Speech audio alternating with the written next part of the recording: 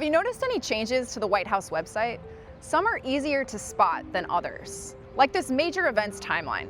At first it seems normal, but keep scrolling and you run into the Bill Clinton scandal, a picture of the former president and Monica Lewinsky, the Muslim Brotherhood visit, with an image of Obama in Kenya before he was president, or cocaine discovered, falsely linking former President Joe Biden's son Hunter with a picture of him smoking in a bathtub, and Trans Day of Visibility with an influencer who took off her top on the South Lawn. These additions mischaracterize some events and leave out key context, clearly targeting Democratic administrations.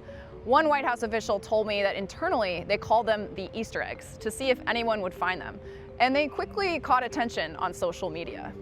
The official said that it was a way to poke fun at Democrats and point out some hypocrisy they saw after outrage over the East Wing demolition sparked late last month. Other changes to the website include a banner blaming Democrats for the longest government shutdown in U.S. history, and a fake MySpace page mocking House Minority Leader Hakeem Jeffries that's full of insults and sombreros in the background. The White House official told me that the website's informative in a lot of different ways, but it's also a vehicle to push our message, and we're able to weaponize it in a way that no other administration has been able to do.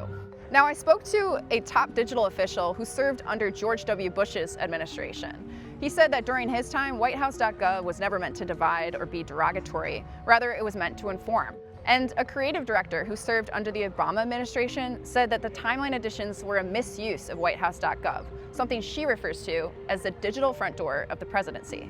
But don't expect this White House to back off anytime soon, or as another White House official put it, the facts will continue, the memes will continue. Enjoy.